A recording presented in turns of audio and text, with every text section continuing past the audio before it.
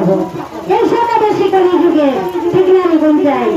হ্যাঁ, আমাদের গুরুদেব বলছে পাষাণ মন, এই মনের হিংসা ছেড়ে নিন্দা ছেড়ে গুরুদেবের নাম স্মরণ করে যেদিন ঘাটে যাবে পাষাণ মন, কারারি হয়ে কে তেইশে দেওয়া পার করিবেন।